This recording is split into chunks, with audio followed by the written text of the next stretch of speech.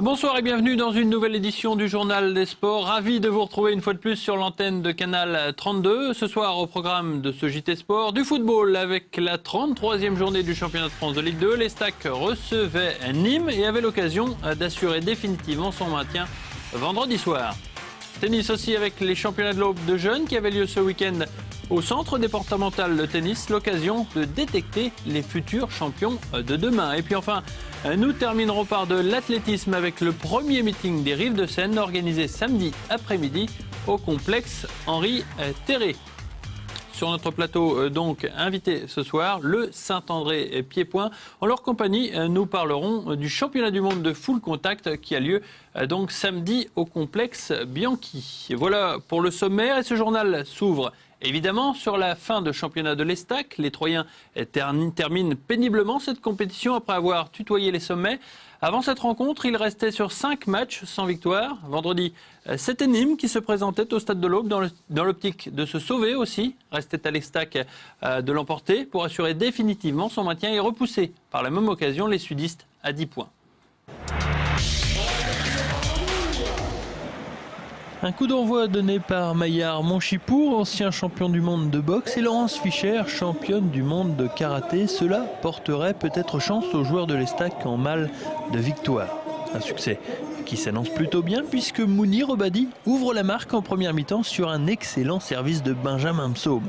Entame rêvée pour l'Estac avec cette première demi-heure réussie face à une équipe gardoise aux abonnés absents. Pourtant, les Nîmois vont être relancés sur une action a priori sans danger. Olivier Blondel sort au-delà de l'attaquant sudiste et le fauche inexplicablement alors qu'il ne semblait pas en mesure de tenter quoi que ce soit. L'occasion est trop belle pour Gigliotti qui se charge d'égaliser face à ses anciens partenaires troyens sur pénalty, un partout. Même si les deux équipes se séparent sur ce score à la mi-temps, l'équipe de Jean-Marc Furlan est sonnée par cette égalisation et va surtout se montrer incapable de réagir à cette égalisation. Les Croconimois vont même montrer des velléités offensives devant le but de Blondel et ils sont récompensés peu après l'heure de jeu avec cette mésentente dans la défense troyenne permettant à Agui de donner l'avantage à sa formation de buts à 1. Même si les Troyens réagissent en fin de match sur des occasions de Bétiol ou bien Beauvu à 20 minutes de la fin, c'est Nîmes qui aura finalement le dernier mot en enterrant les Aubois sur cet ultime penalty de Gigliotti à la 85e minute. 3 buts à 1, la coupe est pleine. Les Stacks manquent une nouvelle fois l'occasion de prendre ses distances avec la zone de relégation. On est en dessous un peu de tout, malgré le fait qu'on ait réussi à ouvrir le score. Je crois qu'on a été tétanisé pendant toute la partie. Et donc on perd logiquement contre une équipe qui était peut-être pas plus forte, mais qui en voulait plus que nous ce soir. On a encore largement les moyens de le faire. Mais il faut réagir et ne pas être apathique, parce que ce que je leur disais à la mi-temps, c'est que en étant aussi apathique, en ne prenant très peu de risques, on ne peut que se faire gifler. 16e match sans victoire pour les Stacks qui voit ses poursuivants se rapprocher à 4 points. Le spectre du national se rapproche peu à peu pour les hommes de Jean-Marc Furlan. Et faisons le point justement avec les résultats et classements. Metz a gagné contre Boulogne, ce qui fait que Metz se rapproche donc à 4 points de l'Estac. Autre résultat, Nantes qui a battu Angers 2 buts à 0. Reims a été battu à la surprise générale par Dijon 2 buts à 1 au classement. Évian, Dijon, Ajaccio, c'est le trio de tête pour monter en Ligue 1, tandis que l'Estac reste donc à portée de tir de Metz et Nîmes. Nîmes le premier réglable avec 4 points de retard seulement sur l'Estac. En CFA2, l'Estac B s'est incliné face à Strasbourg 1 à 0. La montée semble s'envoler, d'autant plus que Saint-Louis a gagné 1 but à 0 face à Forbach. Au classement, il n'y a pas péril dans la demeure toutefois pour l'Estac B qui reste à 1 point de Vesoul. Dijon et Strasbourg, vous le savez, ne sont pas sûrs du tout de monter en CFA. Et puis enfin, pour clore la page football, sachez que les jeunes U19 de l'Estac disputaient la demi-finale de Coupe Gambardella. Ils se sont finalement inclinés en demi-finale à Mérignac, près de Bordeaux, 3 buts à 1. Le seul but au bois a été inscrit par Sacha Pecci sur penalty. Saint-Etienne rencontrera en finale le 14 mai prochain l'équipe de l'AS Monaco. On regarde le but troyen, voilà, sur penalty. Dommage donc pour les Troyens qui n'iront donc pas en finale, en tout cas pas cette année. La suite de ce journal, c'est avec nos amis tennismen, puisque samedi, au centre départemental de tennis, s'étaient organisés les championnats de l'Aube de jeunes. 14 finales de programmées sur les 3 cours pour des catégories d'âge allant de 9 à 18 ans. L'occasion de donner un coup de projecteur sur le niveau tennistique dans l'Aube. Damien Ardon. Ils sont 172 à avoir participé cette année à ces championnats jeunes. Les finales au centre technique de l'Aube après 15 jours de compétition, c'est le rendez-vous à ne pas louper. C'est un rendez-vous incontournable. C'est vrai que les championnats de l'Aube, c'est vrai que les meilleurs doivent s'inscrire, sont inscrits. Et c'est vrai qu'on va avoir de très très belles finales aujourd'hui. C'est une compétition très très motivante et ensuite les meilleurs représentent notre département au niveau des championnats de Ligue. C'est des titres qui sont assez importants, souvent plus importants qu'un tournoi, donc c'est vrai que ça valorise toujours. 14 finales sont au programme pour des filles ou des garçons âgés de 9 à 18 ans. Entre Rosières, l'ASPTT 3 ou encore Romilly, les clubs les plus importants du département sont représentés par ces graines de champions.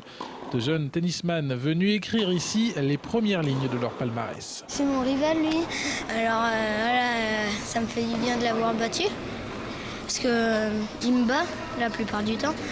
Alors voilà, je suis contente. Essayer de battre des plus forts et avancer. Ça fait 3 ans consécutifs que je gagne le championnat de l'Aube pour représenter mon club. Pour moi, je suis fière de moi, mes parents sont fiers de moi. Je sais ce que je veux, je me donne confiance parce que j'ai beaucoup de stress avant un match. Donc, ça me donne confiance en moi. Tous les vainqueurs et quelques finalistes ont décroché leur place pour les championnats de Ligue, un niveau régional dans lequel les jeunes aubois ont souvent du mal à exister. On a des jeunes qui ont la possibilité d'aller au bout du championnat de Champagne.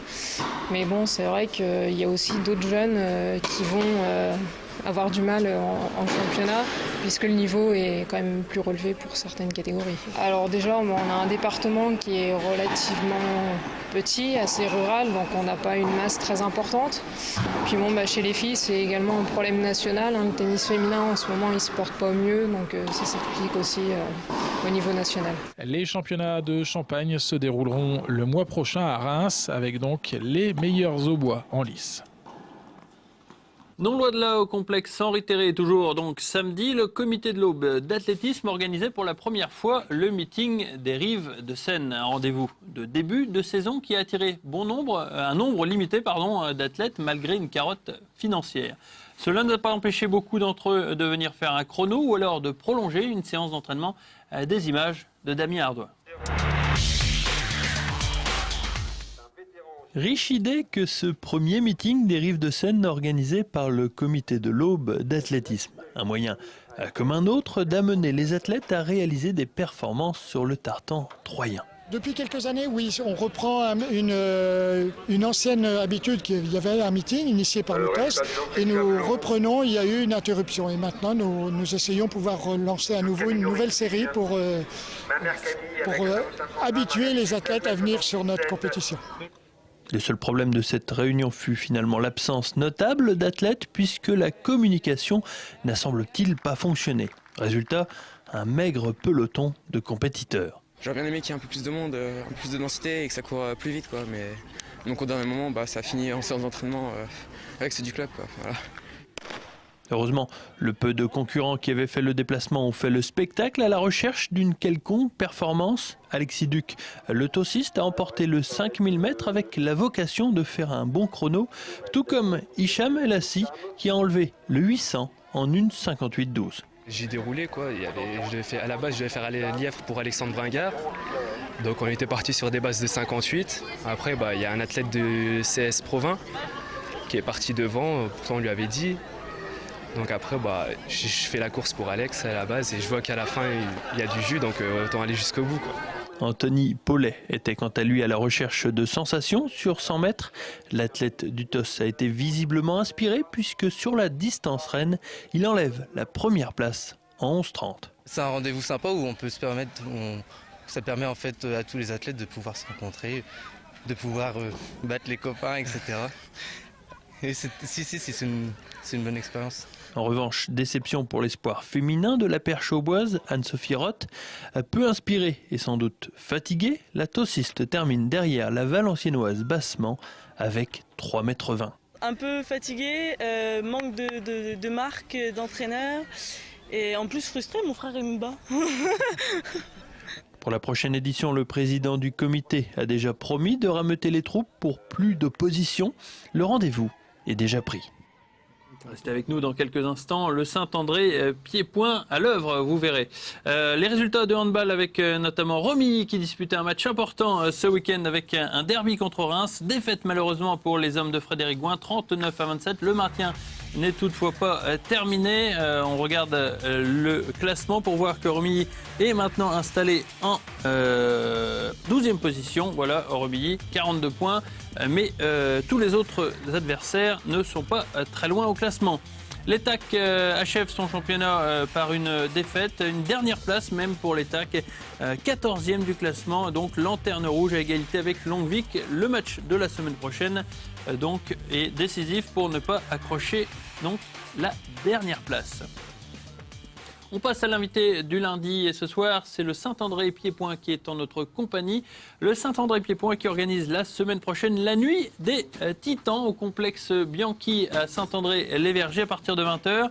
La nuit des Titans cette année qui consacre le championnat du monde de full contact entre l'Allemand Kaabunga de Munich et Michael Gussion du Kram de Reims. François Vertuo, vous êtes ce soir sur notre plateau pour parler justement de ce championnat du monde qui promet d'être explosif puisque après le championnat du monde qui a eu lieu il y a quelques jours donc de Cawen, cette année vous accueillez celui de full contact avec un local, le régional Gussion de Reims. Oui, tout à fait. C'est une opportunité qui m'a été donnée. Donc, j'ai sauté dessus. Donc, Michael est un combattant que l'on connaît depuis des années, qui a cumulé les titres, puisqu'il était aussi champion du monde. Donc, il va être, le titre étant vacant, il va être opposé à l'Allemand, Kaabunga. Qui est déjà champion d'Europe de la discipline. Champion d'Europe de la discipline, donc 2010. Donc il est le challenger officiel. D'accord, donc ça promet un combat. Ça promet un combat puisque l'Allemand a 43 combats et 39 victoires. D'accord, il y a un programme très intéressant aussi puisqu'il y a un championnat de France professionnel de full contact entre David Radef et Emmanuel Mahou, là aussi avec un régional donc pour défendre. Vous avez bien insisté sur le fait qu'il y avait des locaux. Oui, j'ai privilégié un petit peu les locaux, donc ce qui permet justement de faire évoluer dans notre région le sport, le full contact. Ouais, l'élite de la discipline.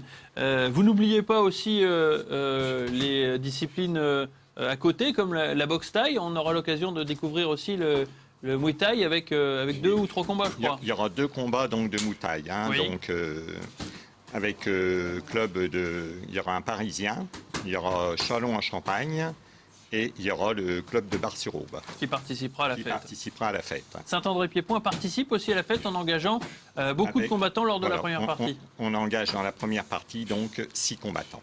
6 combattants, donc, tous de Saint-André-Pied-Point. Tous de Saint-André-Pied-Point, donc 4 combattants en classe honneur et 2 combattants en classe espoir. D'accord. Parmi eux, Guillaume Ingan. Guillaume Ingan. Qui est à vos côtés. Voilà, qui est à côté de moi. Donc, qui sera dans la catégorie des plus de 91 kilos. Ouais, espoir. Guillaume, bonsoir. Bonsoir. Alors, on sait que vous avez déjà fait forte impression dans la discipline, notamment au championnat de France. Là, c'est pour représenter le club, c'est une autre vitrine. On a envie forcément de briller. Bien sûr. C'est un rendez-vous local. Il y a beaucoup de personnes que l'on connaît. On veut essayer de faire sortir le club par la qualité de ce qu'on peut donner.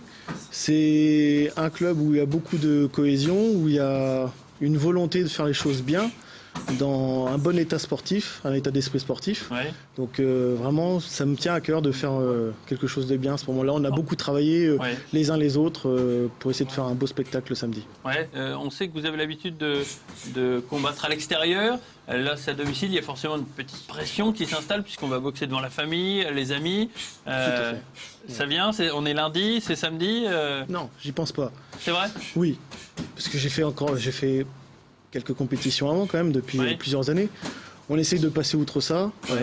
Il n'empêche que samedi, en effet, quand je serai en feu d'action, quand il y aura le public qui sera installé, et il y aura cette pression qui va s'installer.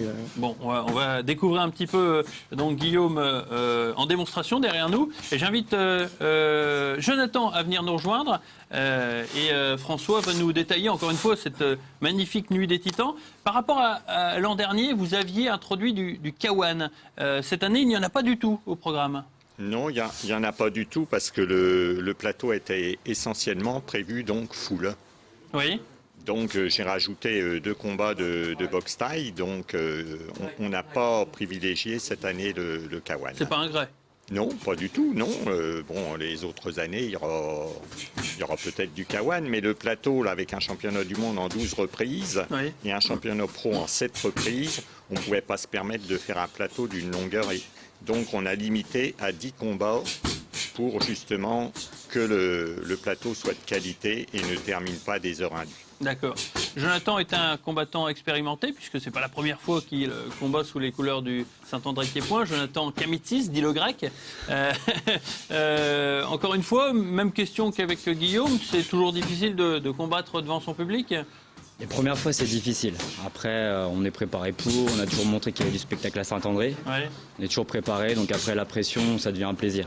Il y a une forme de revanche, je crois, parce que vous avez été blessé l'an dernier, il me semble. Non, pas blessé. Enfin, j'avais le tympan percé, j'aurais pu boxer, mais c'était trop dangereux, donc j'ai préféré déclarer forfait. C'est quand même une sale blessure, quand même, le tympan percé. Et donc, quelque part, on a envie de montrer sa vraie valeur. Ouais, quand même. Surtout après, ce qui peut être dit, tout ça. Donc, ouais. Est-ce que vous connaissez l'adversaire de samedi soir? Non, du tout. Enfin, ça n'a aucune importance. Après, il faut se concentrer sur sa boxe. Ce qu'on est capable de faire, on a travaillé pour poser sa boxe sur le ring et pas subir celle de l'autre. Donc après, on verra samedi.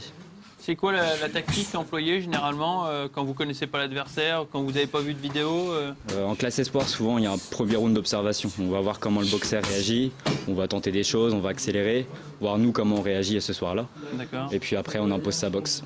Ok. Merci beaucoup, Jonathan, d'être venu ce soir. Encore une fois, on va vous demander de montrer un petit peu ce que vous savez faire devant, en mettant une petite volée à Guillaume Ingan, qui est tout à fait votre catégorie. Et je vais demander à Florent de venir avec nous sur le plateau. Florent, qui est l'entraîneur donc du Saint-André-Pied-Point, qui a relayé notamment l'entraîneur emblématique du Saint-André-Pied-Point, Fabien Arrête, et qui ambitionne donc pas mal de victoires cette année pour le Saint-André-Pied-Point. Florent, bonsoir. Bonsoir. 6 combats, on a dit, lors de la première partie pour le Saint-André-Pied-Point. 6 combats pour la première partie et 4 combats pour la deuxième partie. D'accord. Est-ce qu'on peut avoir le profil un petit peu de ces 6 combattants? Est-ce que c'est des combattants chevronnés ou il y a quelques combattants qui vont débuter samedi soir? Il y a des débutants, il y a des combattants chevronnés. Donc tu l'as dit tout à l'heure, Guillaume et Jonathan commencent à être des habitués du gala de Saint-André.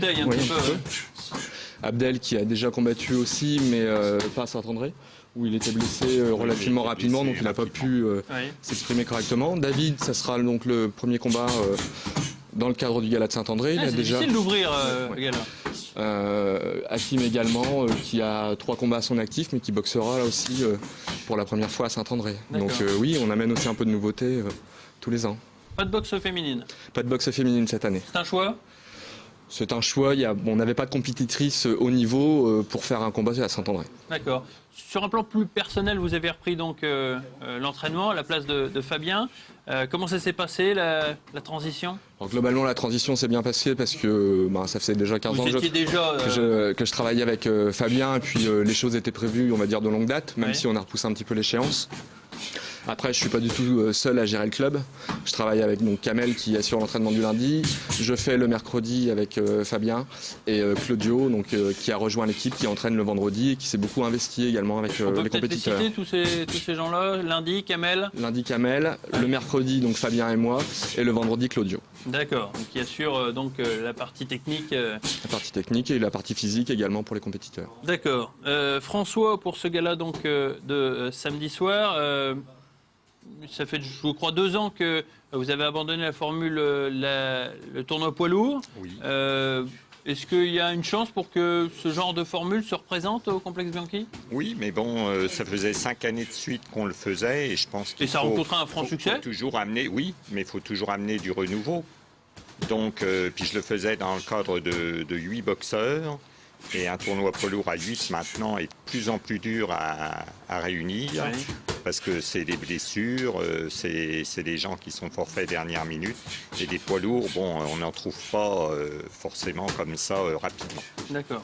Alors ce championnat du monde, on l'a dit, met donc en exergue Kabunga de Munich et Gusion de Reims. Est-ce que vous avez eu besoin de rameuter les Rémois pour garnir un petit peu le public je fais tout ce qui est en mon pouvoir, justement, pour que les Rémois descendent. Normalement, les Rémois devraient descendre. Pour mettre de l'ambiance. Pour mettre de l'ambiance. Alors le détail de la soirée, on y retourne, 20h, début de la première partie. Voilà, début de la première partie. 6 combats. On fera une présentation à 20h. Oui. Et tout de suite derrière, on enchaîne la première partie. D'accord. Voilà. Une entracte d'environ l'entracte sera d'environ 20 minutes. D'accord. Donc, par contre, il y aura une coupure entre le championnat de France pro et le championnat du monde, puisque ça sera de la taille et il y aura un changement de staff. Hein. D'accord. C'est obligatoire. Donc, c'est obligatoire. Il y aura 2 staffs. Il y a un staff boxe taille et foule. Je crois qu'on a tout dit. Qu'est-ce qu'on peut rajouter sur cette soirée? Moi, je pense qu'il faut rajouter que le public il vienne au moins voir une grande soirée comme ça, qui ne se renouvellera pas, je pense, demain. On dit pas bonne chance généralement? On dit merde? Oui, c'est un mot qu'on n'aime pas prononcer, mais c'est à souhaiter. Allez, rendez-vous samedi au complexe Bianchi. Avant de se quitter, je vous propose justement de rester dans la partie en vous parlant cette fois-ci de boxe anglaise, François, avec Mamadou Bathily, qui est une véritable révélation, puisqu'en à peine 3 ans, le jeune Troyen s'est révélé et s'apprête prochainement à endosser leur survêtement tricolore. Reportage. Il y a 3 ans, quand il a entrepris de faire de la boxe loisir, la mère de Mamadou Bathily n'était pas très d'accord. Elle aurait préféré que son fils pratique le handball comme sa sœur à Sainte-Maure. Mais voilà, le jeune garçon a su convaincre ses parents de le laisser boxer. Je me suis mis à la boxe parce que c'était un sport qui m'attirait. Je suis parti une fois à la salle et au début, je voulais juste en faire en loisir, comme ça, pour faire du sport. Et après, ça m'a plu et j'ai commencé à mettre les gants et j'ai vu que j'avais un peu de potentiel et je me suis accroché. Ses entraîneurs Pascal Coffy et Jean-Pierre Guillotin ont tout de suite décelé le filon au milieu d'autres jeunes. Bathily ressortait bien sûr du lot, même si sa boxe de droitier n'arrivait pas à convaincre Pascal Coffy. Le coach du Stade Troyen a alors trouvé la solution, en faire une fausse patte, un gaucher. Et un gaucher, il a trouvé son style de boxe. Voilà. Ça l'a permis d'améliorer sa qualité de boxe. Depuis 1 an, la progression de Mam est fulgurante. Après une percée au championnat de France cet hiver, le boxeur au bois a tenu il y a quelques jours à disputer une compétition internationale en région parisienne, la ceinture Montana. Compétition qu'il a d'ailleurs remportée dans une catégorie supérieure à la sienne. Il nous a un peu tanné, tanné c'est peut-être pas le terme qu'il faut, pour être inscrit dans les ceintures Montana, parce que les ceintures Montana c'est une chose à laquelle il voulait participer. Et là, bien sûr, on a fait les démarches nécessaires, ce qui lui a permis d'être avec la ceinture. Je voulais la ceinture, j'ai vu la ceinture en photo et je me suis dit que je la voulais. Et après, je me suis entraîné pour. Et après, j'ai fait le tournoi et j'ai gagné. La suite logique de cette aventure, c'est bien sûr l'équipe de France avec, logiquement, dès le mois prochain, une belle surprise, un stage qui attend le jeune homme. Il va prochainement, l'entraîneur de l'équipe de France me l'a promis, faire un stage avec l'équipe de France et par conséquent, avec au contact des joueurs de l'équipe de France, il va vraiment progresser. Chez les moins de 56 kilos, Mamadou Bathily est en train de devenir une référence en France chez les amateurs. Retenez bien ce nom, car pour les Jeux Olympiques de 2016, Mam a prévu d'aller au Brésil. Allez, on regarde rapidement l'agenda sportif du week-end qui s'annonce avec notamment du handball dès samedi soir à 18h30 au complexe Raymond-Laurent. Le dernier match à domicile de Rosières-Saint-Julien face aux Speps Nancy. Championnat du monde de full contact, on en a déjà parlé, on en remet une couche tout de même puisqu'il ne faut pas louper cette occasion. 20h complexe Bianchi, tous au rendez-vous. Le lendemain, triathlon du 3 Gymnique à partir de 9h. Et jusqu'à 16h, complexe Henri Terré pour les meilleurs triathlètes de la région. Et pour terminer, du football avec le championnat de France de CFA2, les Stag B reçoit Jarville, c'est à 15h au stade de l'Aube. Voilà, ce journal est terminé. Je vous remercie de l'avoir suivi. Je vous donne rendez-vous la semaine prochaine pour un nouveau JT Sport. À très bientôt.